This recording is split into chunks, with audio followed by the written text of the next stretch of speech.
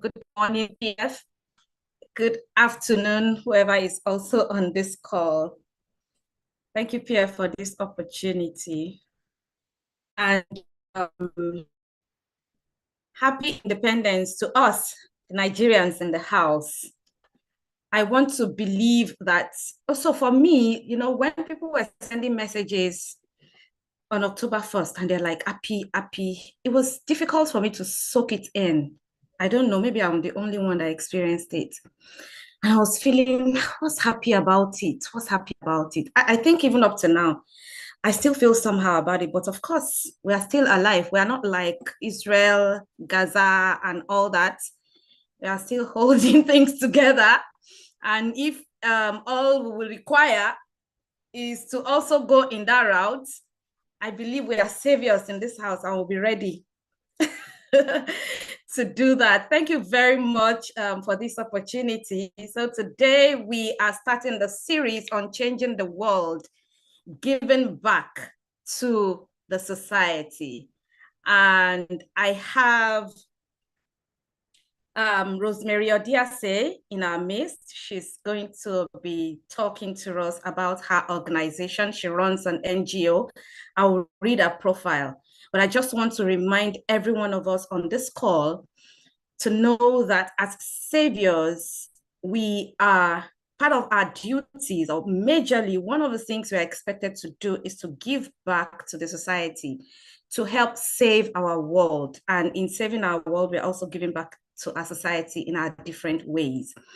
And to make a difference, we need to all know that our smallest act of kindness can ripple out and change lives. And so it is very important that we make up our mind wherever we are, as saviors that we are, to show, no matter how small, the act of kindness to everyone around us.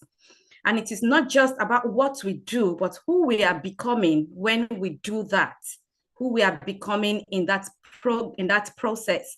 You become an agent of hope, you become an ambassador of compassion, and you become the architect of a brighter future. We're just talking about Nigeria now, and a lot of us believe there is hope for this country. And what you do in your small sphere go a long way to determine what happens to the future of this country or wherever we find ourselves. Good afternoon, everyone. Once again, I want to introduce my guests, the guests in the house, Let me introduce myself too now. I'm Ebunlomo Fawadi. And like Njideka said, it's my birthday today. So I'm so excited to be here with you. Admin, can I have Rosemary Odiase spotlighted?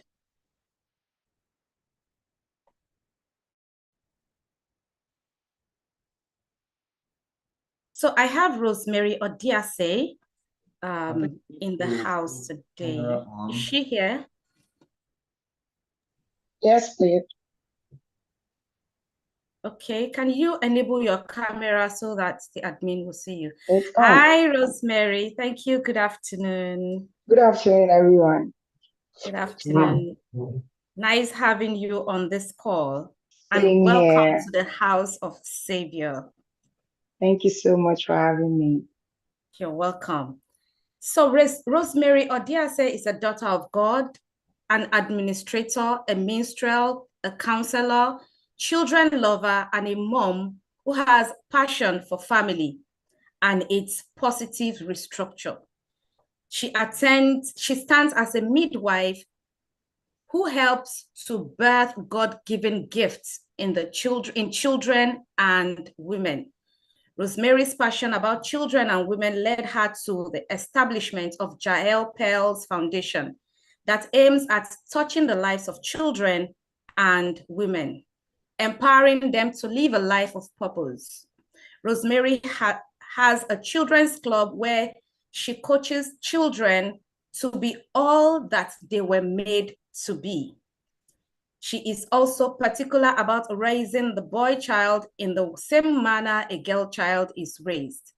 As a volunteer, she has partnered with a lot of NGOs such as Grace Jedidiah Foundation, Boy Child Initiative, BAGTAF, ESPACO, Lagos Food Bank Initiative, Mass Money, Help Ministry, Jaira Doe Foundation, Intentional Women's Network, and lots more. Rosemary started her WhatsApp online praying group named Daughters of Jael in November 2017, which has incorporated over 400 women. The group is targeted at raising watchwomen who will stand in the gap for their families. Rosemary is married to her handsome treasure, Alan Odiase, and they are blessed with two amazing angels, ladies and gentlemen, saviors in the world. Saviors of the world, can we go into the chat session and celebrate Rosemary? Thank you, Rosemary. Thank you. Thank you, for joining everyone. us. Thank you so much, Please Mom. let's welcome her. Thank you. Thank you so much. Rosemary, so everyone, so Rosemary has an NGO, and majorly, like I said, we want to know how to give back in our little way to our world, and that's what we represent. I said that already. And so we have Rosemary here. She's going to be telling us about her foundation, the things she does, the challenges she might have encountered, and whatever it is she wants to tell us about giving back, our experiences majorly about giving back to the world. So Rosemary, could you please tell us about your foundation? When was it established? I know I mentioned it while I was reading the profile, but Okay. people who didn't hear that, do you want to tell us about your foundation? What exactly is Jael Foundation about? Okay, good afternoon, everyone. Thank you so much for the honor and the privilege given to me to share this afternoon. I'm grateful. Thank you to the team for having me and to Mommy Ayo for the referral. I do not take it for granted. Jael Pels Foundation is a non-profit organization established to help the vulnerable, to empower them, mentor, and advocate for the rights of children and women in the society. It was established in the year 2019. That was when it was officially registered. Thank you, ma'am. Okay. So when you say vulnerable, what do you mean by vulnerable? Okay, so we call them in the foundation, we call them advantage kids. Now, these are children who have been abused. We have young teenage girls who have been molested. We have children who hawk on the street because their parents cannot afford to put them in a school. We also have children who are victims from the crisis happening in the north, because I was also a victim at some point. And that's for the desire to create a better avenue for all of these children so that they can also live a life of purpose, not minding their background and what the starting would have been like. Mm. So listening to you, you said something about you had been a victim. I'm curious. Yes. Victim. Okay. Yes, please share with us as much as possible, as much as you can share, actually, what you meant by you had been a victim, and was that the reason why you decided to do that? Why has that Okay. spurred you into doing what you do? Thank you very much, Rosemary. Okay, ma. So I was born in the north. I was born in Bauchi State, to be precise. So I think some years ago, when we started the Boko Haram, it wasn't Boko Haram then, it was Sarasuka. And then at that time, we were in the house. I could remember that parents would not put children in the same school. So if you have a family of three, you have to split them in different school with the mindset that something might go wrong, crisis might just spring up, and then if one goes, you would have one in the other school. So we're going to school, and then our parents are saying to us, once you hear the sound, once you hear see fire signs, just follow people from where you are and just be going. And then on this fateful day, we had come home for holiday, one of the crises, and then there was a letter pasted at the pole saying that they will be visiting to pick young girls. That was when the young brides started. So they had posted the letter that they will come to pick young girls to be brides. And on this fateful evening, I can't forget, I was just outside in front of my mom's shop when these guys they stormed and we started running. We're running, and then I think I fell into a gutter. That stinking gutter with water, I just laid flat in it, and they assumed that she was already dead. So nobody bothered to pick me from the gutter until later at night when my parents were looking for me and all, they brought me out. So that trauma, and then they had to move us from the north. We had to then relocate. Thank God for transfer that came from my dad. We had to move to Lagos. So I made up my mind that as God enables me, I'm going to help as many girl child that I come across with, that their background does not determine how their life is going to be. And that was one of the major reasons why the foundation started, ma'am. Wow. Yes, Wow. ma'am. Wow, guys, are we listening? Can you hear that experience? What is that? How is that making you feel?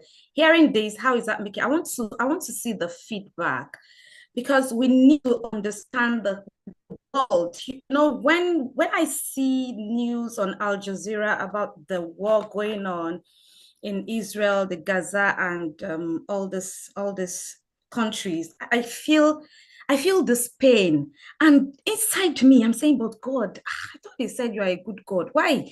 All these children that don't even know what's happening. But you see, with what Rosemary is saying, we don't have to wait for God to come and rescue us. You can be the God. And that's why we had in the Savior, this is why we have the house of Savior to say that your experience is not a waste. Your experience is a tool in your hand to help the world.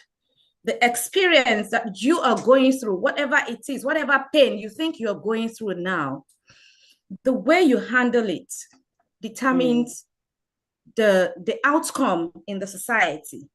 Do you have passion in helping people?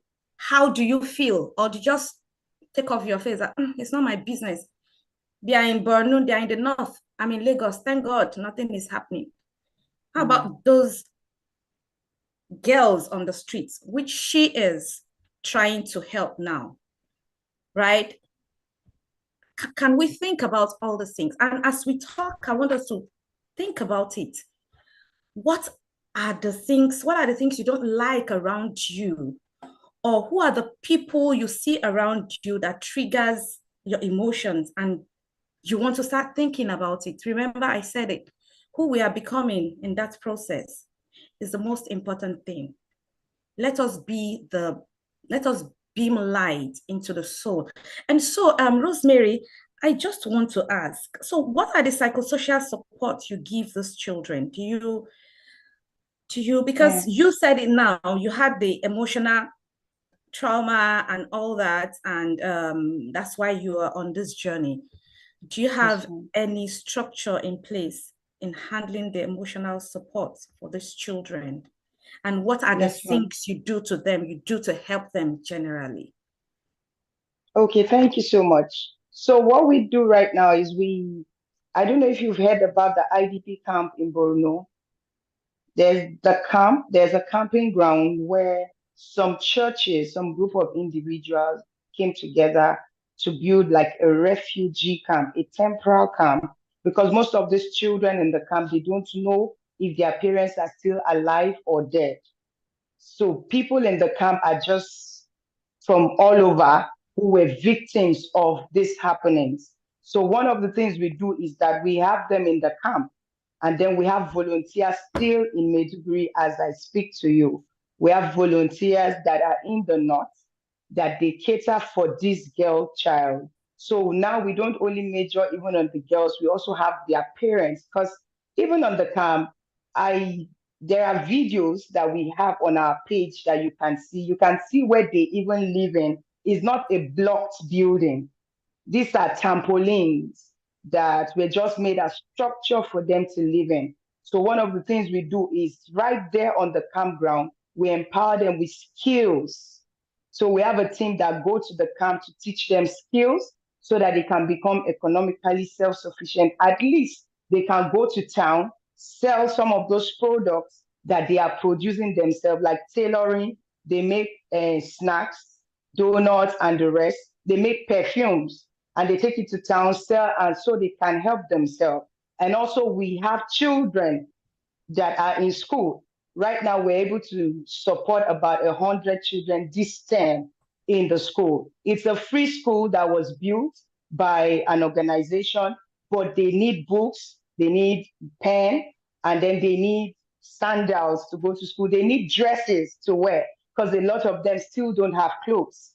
So those are the supports that we have put in place to help them for now. Yes, ma'am. Interesting. Interesting. Those IDP homes, camps. Yes, I ma'am. don't know.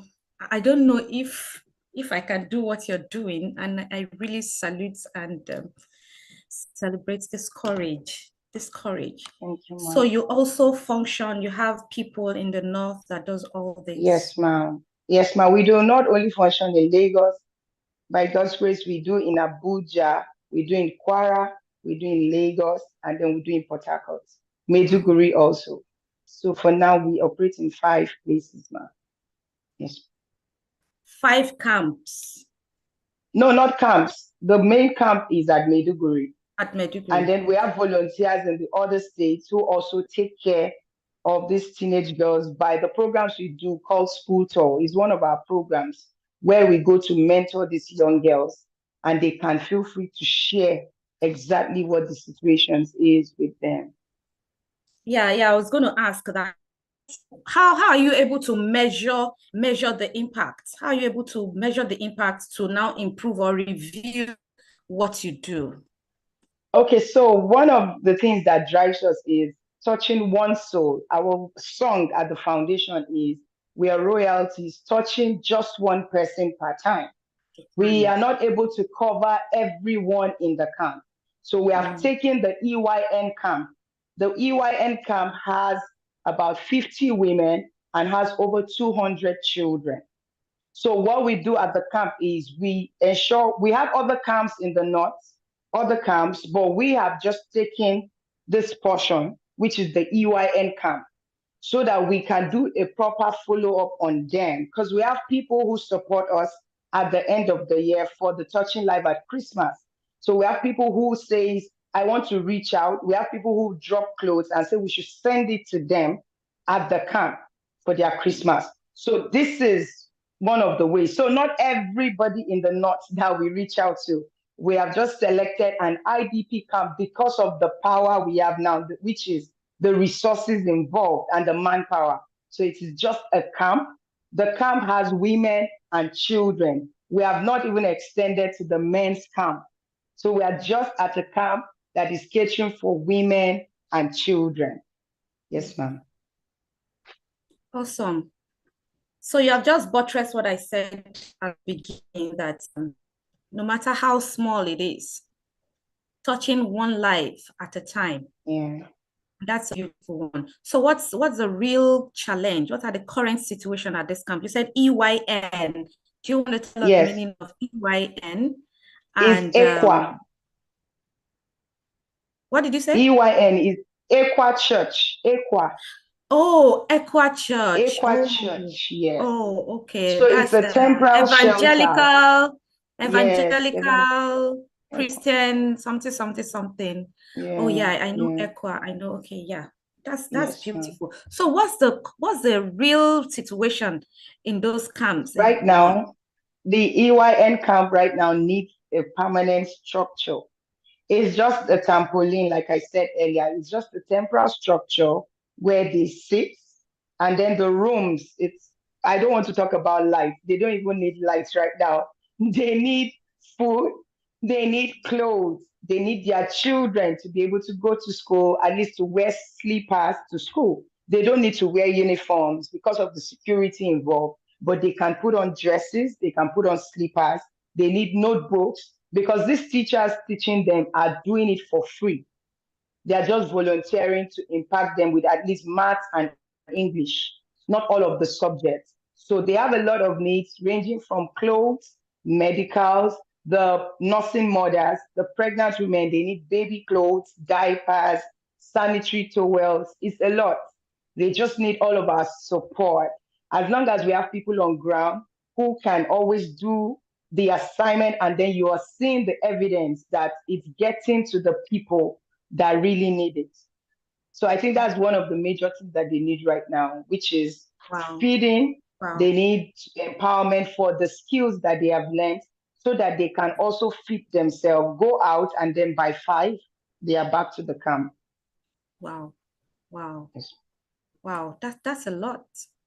That's a lot. So right now, what's on their mind is food. It's just food. They don't mind that they are not in the While blockhouse. we are worrying and fighting daylight and band B, Yes, all they ma'am. just want Yes, is ma'am. food. Just food. Just food. This is a lot. This is a lot. Wow. So I see question in the chats and somebody is saying, Okay.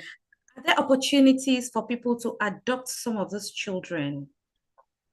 Link Yes, them they to can. Yes, they can, but it has to be through the Women Affairs in Maiduguri. Yes. Yes, but you can't just take the children from the campground just like that. It has to go through the government, and the government has given the power to the Women's Affairs. So all of the adoption is done from the Women Affairs Office.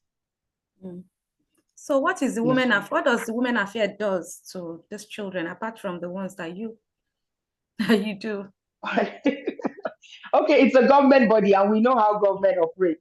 So Mm. this is just individuals that created this camp. There is a camp created by the government which covers everybody. But you know how it is, because I've been in the camp too while I was in the north. During the crisis, when they would say we should go to the camp, I know how it is in the camp. We just stay. They bring in the blankets and all of the things that is to take care of us, but it's not enough. Like when the food comes, it's a struggle because the food will not be enough for everybody. You know, it's like a stampede when the food comes and you say you should feed everybody, over 10,000 people who are displaced.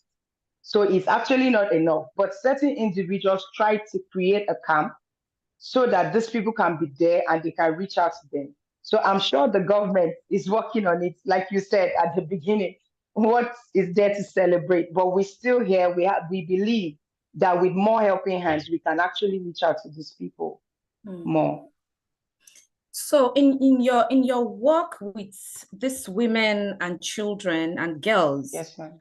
What's the cost? Have you taken note of how much you spend as in the cost on a child, as in taking care of a child per month or per year? Do you have a structure how you monitor that sponsorship? Because so you're talking about remembering that they will also need sanitary towel and all those things. Yeah.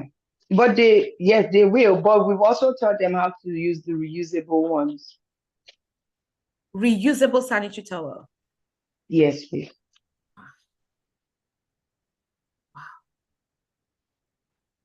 Ladies and gentlemen, saviors in the house, are you feeling what I am feeling?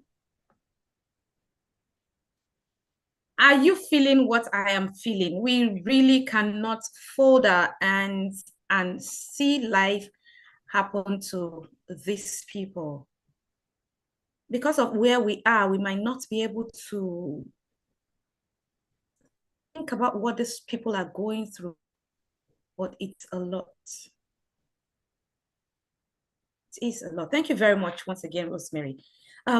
So somebody is asking, can you provide the information on how this project can be supported? Maybe that will come at the end of it. My next question is, how do you get sponsorship? Okay, thank you so much. For sponsorship, it has been collaborations, individuals reaching out. At the beginning, it was just a group of friends. I'll reach out to my friends and say, let's do this at Christmas. Let's reach out to some families in the north, and then it began to expand. And then people started seeing. Mommy Ayo has also supported us at many times with books.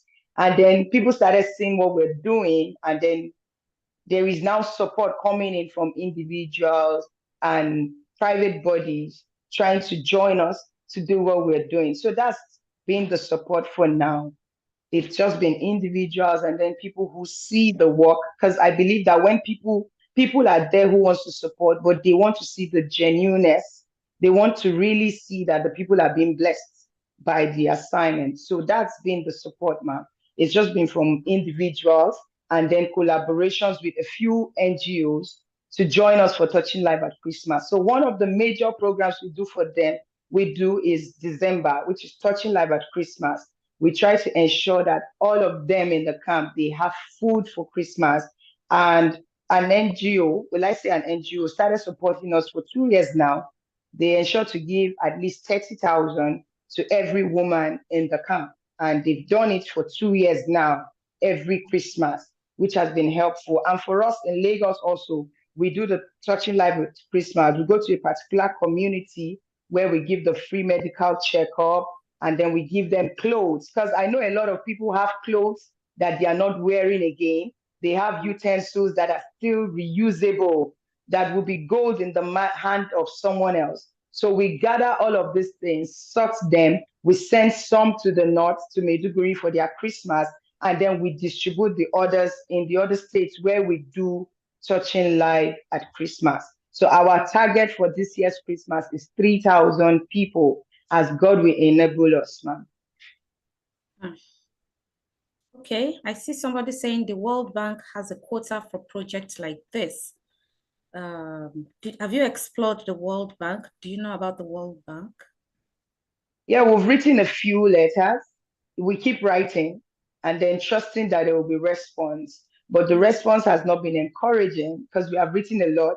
One of the major people who have really been supporting us is the Lagos Food Bank, which is also owned by a private individual. So we have not really gotten. We also heard that the Dangote Foundation is also giving out rice to these families, but we've not gotten access to it. You know how all of these things work. So while we're trusting that we'll get a link to submit the proposal to them, we're still doing it as individuals. Interesting. So how do you support your volunteers, or they just come, they volunteer? That's all. Okay, so right now, by the grace of God, we have about 60 volunteers in all the states. And for Maiduguri, what we do is for every volunteer in Maiduguri, whatever we're giving to the people in the IDP camp, we're also giving to them because they are the ones who are living with them. They are the ones that these old women run to their houses to cry that they are hungry. So we ensure that our volunteers are also taken care of, even same for Lagos. And one of the things we do for them again is we empower them through trainings. So they go through trainings that they can also use the certificate. We also have the yearly hangouts where we take out time to just let them enjoy for dedicating their time because it's really a dedication. We do 10 projects every year. By God's grace, we do 10 projects in the 12 months we have in a year. And then we have volunteers giving their time, their hours. Volunteers also support with their money. So it's just a group of selfless people who just want to create a change in their world. What I'm hearing here is me handling projects and sponsoring as saviors. What's going on in your mind? It doesn't have to be the man that holds the food bank alone. We all know that, she has said it severally, our government. And I also know that international organizations are no longer interested. Some of them are no longer interested in sponsoring projects in Nigeria anymore because NGOs are diverting those funds into personal use. And so those organizations really don't want to do much again. But it's just funny how that people will see lives, people suffering like you see them in the IDP camps, international organizations will give money and it will be diverted to personal pleasure. Sure. It's very sad. At this point, I want you to, what do you have to say to the individuals in the house as regards giving back to the Okay, society, thank to you the so world? much. What do you have to Thank you say? so much, ma'am.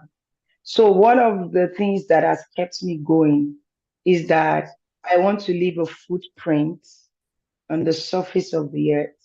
I want everyone that comes in contact with me to smile. I just want to make God proud that when He looks down, He smiles that a child is going to bed with a meal, that Rosemary is there. So I would just encourage every one of us that we don't have to wait for the big sponsorship. I know that it's going to help, but we don't have to wait. You can start with just one person in your immediate community. There is that security guard at your gate.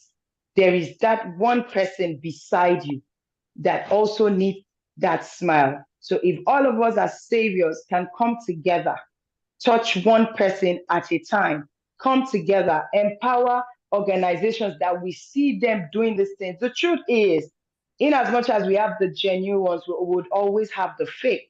But thank God for the Spirit of God who would help us to discern. We would see when you see somebody that is passionate about what they do, you can tell from afar.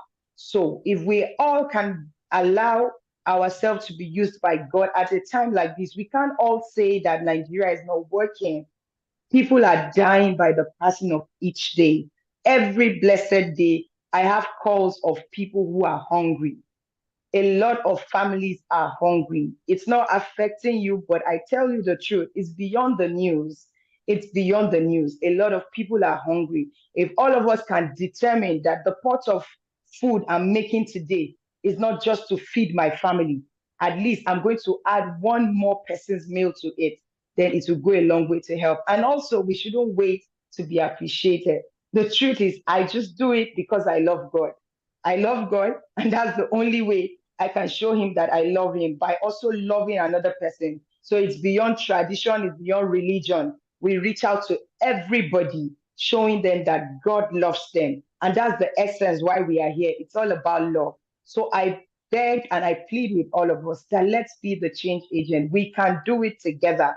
Imagine if I touch one, you touch one, and everybody on the call line touches one. That's 40 something people that will be touched per day. Thank you, ma'am. Mm. Thank you very much, Rosemary. Saviors in the house, you know that humanity is very important to us, and we need to be able to touch lives.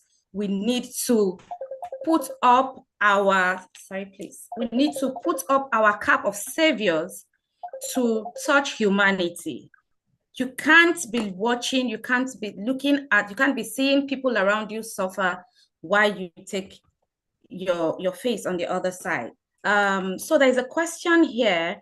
Somebody is asking for this information, like, how can we be of support? Can you okay, so the first one says, sorry, I'm trying to scroll there now. Can you provide the information on how this project can be supported? All right. Thank you so So we much. need information on how the project can be supported. Sorry, Dr. Yeah. Ebu, All right. what does it cost to feed a child, maybe per month or per year? Do you have that Okay, number? sir. Right? Yes, sir. Because if you have that number, or what does a meal even cost per day?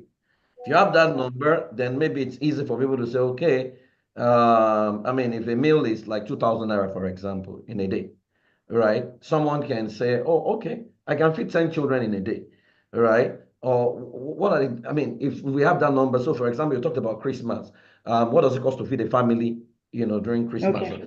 Those are the numbers I think that people are asking for, right? So that it's easy for people to take a decision and say, okay, how can they, if Dr. Ebo ask, how can they reach you or something like that? But Okay, also, sir. I want you to maybe enlighten us, because I'm aware, I mean, Dr. Ebo and I work in that space. a lot of money comes into Nigeria, where for this purpose, for these displaced children, humanitarian something, where does the money go?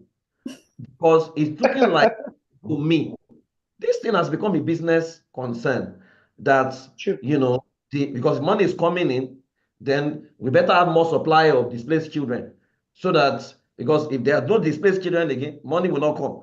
So as long as free money is coming, there will be, where is this money going? Right? What exactly is happening? Can you enlighten us? Then we need that number. Thank you very much. Okay, sir. Thank you so much, Coach. Nice seeing you here. I'm honored, sir. Okay, so like I said earlier, and for everything that there is the real, there would also be the fake. We are aware that a lot of non-governmental organizations, especially the foreign ones, have been reaching out. They have done a lot. But like I said, a few corrupt ones have siphoned these things, because if based on what is sent, no child should still be displaced.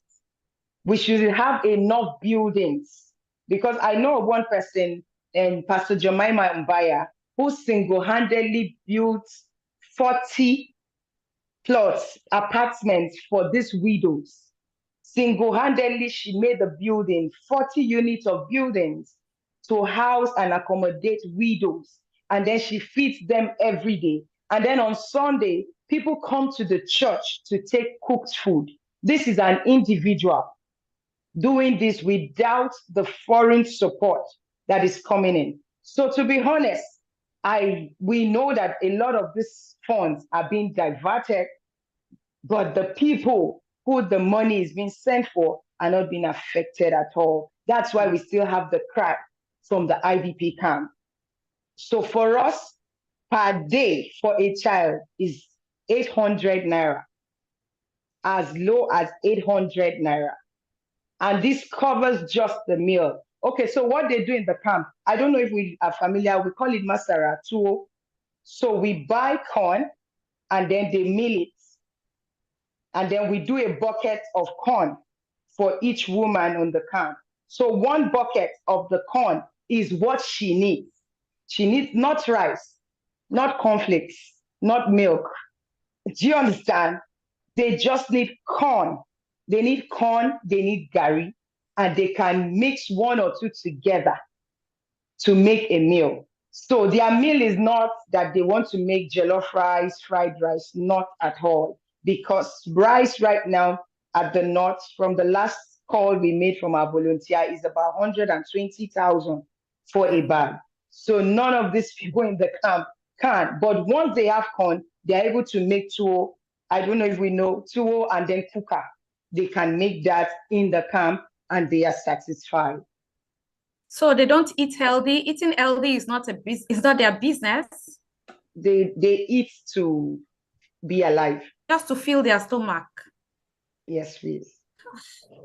Dr. Ebon, it's looking like, so are you saying that in a month it costs so in a month 24,000? So in a month, yes. So but basically it's based on what we get that we send to them, based on the support that comes in. So it's not a regular amount. So it is based on the support. For certain children, maybe by our posting of their video online, someone sees the video and says, I'm taking Paul. I'm going to be caring for Paul. I'm going to be caring for Victoria. And the person says, okay, personally for Paul, I'm going to be giving 30,000. So that fund goes to Paul's mom directly, because Paul has a personal sponsor. I don't know if you understand. And then, but for the general, it's just what we get at the end of the month that we end up sending to them. So we do not have a specific amount that we send to them in the north. But for December, for Touchy Life at Christmas, it is a cap of 30,000. So what we do is we ensure that we buy rice, beans, gari, salt, and other ingredients to put in it. Then for the children, it is Indomie, biscuits, and drink that is in their pack for Christmas. So that's been the pack for them. So December, it is 30,000. But every other month, it is as the fund comes in, sir. Okay. As the fund I think it's the house is clear. December is 30,000 for a family. But if you want to adopt a child, in a month, it's 24,800 to feed that child, at least from a conservative budget of 800 naira per day, right? So I think because those numbers are very important, so that people can take a decision. Yeah, Dr. Ebon, over to you. On how to do that. Thank you very much. I could see BC saying this is a perfect place to send my 10%. Gurumbi said, absolutely, that's exactly what I was thinking. And I'm glad that we're able to trigger these emotions in us. It's just for us to know that things are going on in the world. Somebody said over and above, feeding a kid and helping the IDP camps. What is a long-term way or preventative means to stop this menace? If possible, as it's proven business now in the North to have displaced kids. Is there any plan in Nigeria on this? How well? PF has responded to that question. It's business. If you work in the it's business space, actually. If you work in the NGO space, you will understand. You want to say something? You want to say something about that? Yeah, I was just trying to answer the person, saying that the truth is, if you're passionate about these things, just do it without looking at what the government is going to do. Just do your part. Just do your bit. It might not, you might feel it's a little, but just do the little. Because I'm talking about IDP camp. We have a lot of them in Lagos. So for every summer class, last summer class, we had over 400 children who came daily for the class, hungry and needed to be fed. We had to send children back home because the provision we had, even right here in Lagos, was for just 400 children. We ended up having more than the number. And these children just come because of the meal that they will be able to eat during the holiday right here in Lagos.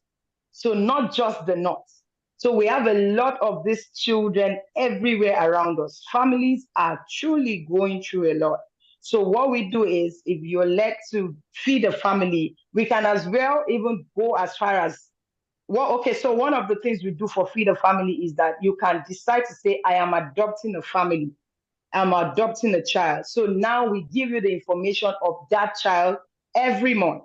So you call to say that I'm checking on my child, which is Emmanuel.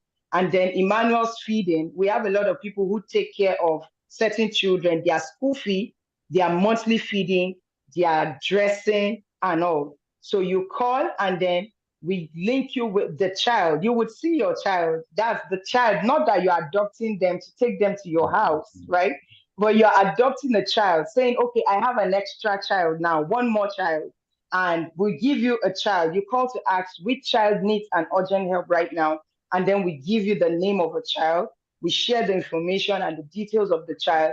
Then you decide how you want to be a blessing to the child. So we have a lot of people who have taken one child to sponsor them in school, to sponsor their feeding. So every term, we have 50 children right now in Lagos who are on free scholarship. We pick them from the streets and then we put them in school. We put them in school we can afford. Our school fees is as low as 10,000 for primary school, 20,000 for secondary school. That's the cap for the school fees. Except the sponsor says, I don't like the school that is 10,000. I need you to help me look for a school that is a bit better than this one. And then we would take the child to that school. You can as well pay through the foundation or pay directly through the school. So at the end of the term, we give you the child's report sheet, how the child is doing. We also give you the child's bill so that you can see the progress report of the child. So we have a lot of projects that everyone willing to join us can become an ambassador with us. You can also volunteer with us. You can come on the trips with us. Sorry, these schools you're talking about, is it in Lagos or where are you talking about? Lagos. We are Lagos. This problem is in Lagos. That's what she's saying. So she has described different environment now. The latest one she's talking about is Lagos. Lagos, yes. Interesting, interesting. Well done, Rosemary. Thank you for doing your bit to our world and saviors in the house. This is a call to service. This is a call to you don't have to work with her. You can also start your own, you know. Yeah. The more the merrier, you know, the more the better for us, the more people will be able to reach and will change the world in all. Thank you very much once again. Admin, please can you drop the office number so that anyone who wants to be of support to Rosemary's project, Jael Foundation project, can reach out to.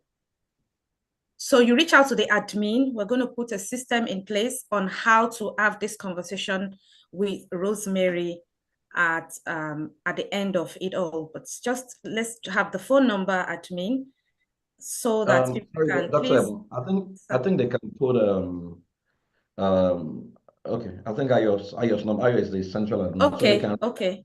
So we have but we can Ayo also have this our details number. if comfortable sharing our details as well.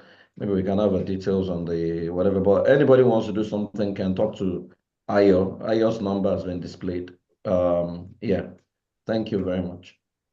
Thank you very much, everyone. And as Mahatma Gandhi said, be the change you wish to see in the world. Remember what I said when we started, that it is who we are becoming, actually, not even what we are doing to the children at the end of the day, but who we are becoming. We are becoming agents of hope, ambassadors of compassion, architects of brighter future. Let this be at the back of our mind as we proceed on our journey in this world as saviors. Remember, we are quick to say that he has created us in his image, after his likeness. Now, as saviors, we have heard about the way some people, they don't even eat balanced diet. They're not even looking for balanced diet. The only thing they want to eat is just give them corn. So, Rosemary, I don't know, you know, as you were talking, I was just thinking, with the situation of things in the country now, and we are even hearing that it's going to be worse because of the drought that happened during the August break, how that farmers suffered a lot of loss. Do you think this figure you're calling will be able to solve that problem at Okay, like I said, projecting to December now? okay. Okay, so what we have started Yeah, doing can right now is, yes, I can hear you. Can you hear me? please go ahead. Okay, like I said, it's just our own bit that we're doing. We know that this is not enough, but we're just doing our part to just be a blessing to them. So for December, what we have started working on is to buy these foodstuffs down. As funds come in for projects, we begin to get some of these foodstuffs and keep, because we know by December everything goes up. So we are still putting on the cap, because having to have people bring 30,000 naira in this time is actually not really easy on everyone. Even the people who want to give, they are given because they love to, and as a sacrifice. So we have not changed the figure, but if we have more support, we would do more for these families. So majorly it is food for the north, and then clothes. And then if we can get them fruits also in the camp, so that they can have that for a change at December. That would also work. So for Lagos too, it is the same thing. Clothes, food for Kwara, it is the same thing, because we go to villages for Christmas. That's how we like to spend our Christmas. Just give back to people whom nothing has been prepared for. So that's our joy. Once we are done with Touching Life at Christmas, we are done with Christmas season on to the next year. So please, I will employ everybody. It can be anywhere. You can just join. You can also come along with us, because I believe when people come on the trips with us, they are more touched to do more. So when you see the children, you are, wow, so these things are real. That way, it would help you to also want to do more. So we encourage everyone who can volunteer. We need medical team, we need doctors, we need drugs, we need eye reading glasses. Because most times when we go for outreaches, the reading glasses are not enough. And many of the people in the villages, we want the glasses. We need the simple drugs that, though there are doctors who will be on ground to do the prescriptions and all that. So in any way you can just make Christmas beautiful for another person, please, we welcome you to come on board. Thank you very much, Rosemary. I really don't have any other thing to say again. This is just, it's just sad. It's sad. And to imagine our government and what they do. And well done, Rosemary. Thank you. Well done. Thank you. Well done. Guys, if it feels somehow when she kept saying, God, I'm doing this for God, please do for humanity. Let's do for humanity. And our world will be a better place. Our world will be a better place. Thank you. Njideka, I yield the mic to you here. Thank you.